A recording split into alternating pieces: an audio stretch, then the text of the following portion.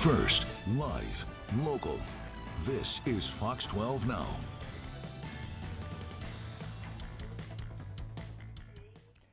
Hello and welcome to Fox 12 Now. I'm Greg Nibbler. By now you have probably seen all the news about the cougar sighting at Cannon Beach. Yes, a cougar swam out to Haystack Rock, shutting it down for quite a while. And I think a lot of people are questioning, why was it there? What's going on? Why are we seeing cougars at the beach? What is happening there? We have some of those answers happening right now because we have Beth Quillian. I just put a lot of pressure on you right there to answer every question about cougars. But Beth, I wanted to, thank you very much for being here with us today. Beth is with the Oregon Department of Fish and Wildlife. I want to read your actual title, North Coast, North and South Willamette Watersheds Communications Coordinator. Is that correct? It is. It's a mouthful, that's for sure. That is a mouthful. I don't even know how that fits on a card. But the bottom line is you are very, very good at knowing what to do in these situations and what's going on. We last talked about bears. We're talking about this cougar now. So I guess to start off, Beth, why was the cougar at Cannon Beach? Great question. This is actually the first time that a cougar has been documented that we know of on Haystack Rock. So certainly an unusual sighting. And the answer to why it was there, honestly, it could have been out there to hunt birds. What we think happened is it may have made its way down to the rock at low tide and went out there to look for birds. So some nesting birds or anything that could have been out there in specifically that you think it could have gone after? Yep, that's very possible.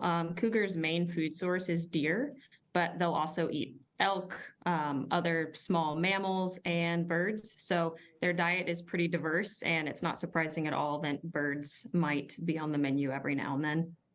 Now, do you think that this is the first time maybe it just went out there, tide was out, tide came in, and it got stuck out there, or do you think this is something that it's probably been doing quite a bit, we've just never noticed before? It's hard to say. It's very possible that that cat has been out on the rock before and we just didn't know because they definitely are very elusive and don't like to be around humans. So it's possible it's been out there, just went out at night and nobody had ever seen it before. Is it rare for a cougar to actually come down to the ocean like that to the beach? Is that something that's fairly common in other places, or is that kind of an abnormal behavior? At least here in Oregon, like I said, this is the first time that we've documented a cougar down at the rock, and it is rare for them to be kind of that close to the beach or on the beach than as far as the number of documented sightings we've had in areas like that. But the habitat along the coast in these forested areas in the Coast Range are prime cougar habitat. So it's not surprising at all that there are cougars just really close to the beach. This one probably just decided to come down and check out the rock to go hunting. So, and I think that's a good point too, to remind everybody that cougars are here. They are around us. You just don't see them very often. So to go into that side of things, this one being maybe an abnormality to see the cougar going out to Haystack Rock. Maybe we just don't see it because it's out there at night or something.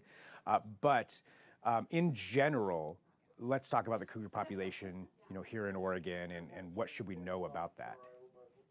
Sure. Well, right now, the estimated cougar population in Oregon is about 6,000 animals, and that is of all age classes. That's not just adults. And some of the highest density populations are in Southwest Oregon and also the Northeast. And cougar populations in the Coast Range are actually increasing. That's coming from some recent research that we've had that says those populations are increasing a little bit because there are cougars dispersing from the more dense populations in those other areas of the state. Cougars need a home range of at least 100 miles, so that's a lot of space. And younger cats will disperse to go establish their own habitat. So we see kind of this movement sometimes from denser populations to the Coast Range. Well, and with more cougars then kind of spreading out there in the Coast Range and being 100 miles, I mean, that's a huge space. So the chances of encounters, I would think, may be increasing. Am I wrong on that? It's possible, but it's again, remember, cougars are super elusive. They don't like being seen by people. So the odds of actually seeing a cougar are pretty low. And if you do see a cougar, there's some good things to keep in mind, even if the chances are very low that you'll see one. But we can talk about some safety tips. Yeah, absolutely. And I had something here too. This was from the beach, kind of taking a look at some of the cougar tracks, and from the ODF W website as well. Just take a look at some of the differences there between dog tracks and cougar tracks. They look fairly similar. If you aren't really paying attention, that might be, unless you're looking for it, I would think that would be kind of hard to tell the difference.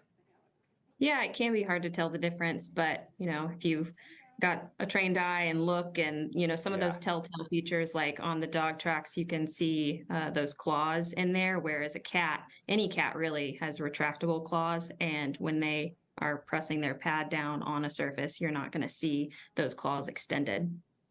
So that's a good tip then right there. So if you see those tracks, look for those, look for the claw marks. So what are some other things that people should do, if you are out, you're hiking, you're at the beach or wherever it could be, and you encounter a cougar, you see one, what are the steps that you need to be taking? Yeah, the first most important thing is to stay calm if you do encounter a cougar, and stay calm, don't run. Running can trigger a chase response in a cougar, which is not what you want. So you just want to stay calm. You can raise your voice, speak firmly, maintain direct eye contact. If you have children with you, it's important to pick them up, but try to do so without bending down or turning your back to the cougar, and back away slowly. And if it displays aggressive behavior or doesn't leave, raise your arms, wave your arms, clap your hands, make noise. And then in the unlikely event that you are attacked by a cougar, you'll want to fight back aggressively, with rocks, sticks, whatever you have at your disposal. So you want to make yourself look, if I'm understanding correctly, like as big as possible. Correct. So raise the arms, grab the kids, lift them up. So when they're coming though, you mentioned don't turn your back. So do you want to make eye contact? Do you avoid eye contact? What's the situation? Yeah, you want to make eye contact, and you'll want that cougar to rethink approaching you, and you'll want to intimidate it. So look bigger, make a lot of noise, and in most cases, if a cougar sees you, it's going to go the other way. It doesn't want to be around humans. So, and that's different than like the bear encounters that we've discussed before, at least to some extent, because making direct eye contact, I feel like that's something you don't do with bears. Was that right? Yeah, it's a little bit different, but the same, and that you'll just want to make noise, make the animal aware of your presence. So that's also something important. If you're just out recreating, make noise on the trail. You're talking to your friends, clap your hands every now and then when you're recreating in cougar country, which is a lot of parts of Oregon. So yeah, just making your presence known is important. So keep those in mind. Any particular areas to avoid, or is it really, they're elusive, so they could be anywhere? Any kind of other signs that you should look out for to know if there's one around? I wouldn't say that there's anywhere that you should, specifically avoid. It's not something to be super afraid of. It's just important to be prepared and kind of know what to expect if you do have one of those encounters. If you're kind of out in a more, remote area, if you have bear spray or pepper spray, carry that with you. It's not a bad idea to keep that on you and keep it accessible too.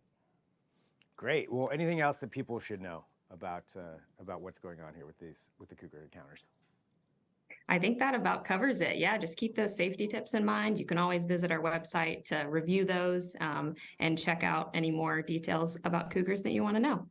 All right, fantastic. Beth, as always, really, really appreciate you being here on the show. Thanks for your knowledge and explaining these things so it makes sense to me. You're very welcome. Thanks for having me. Thanks a lot.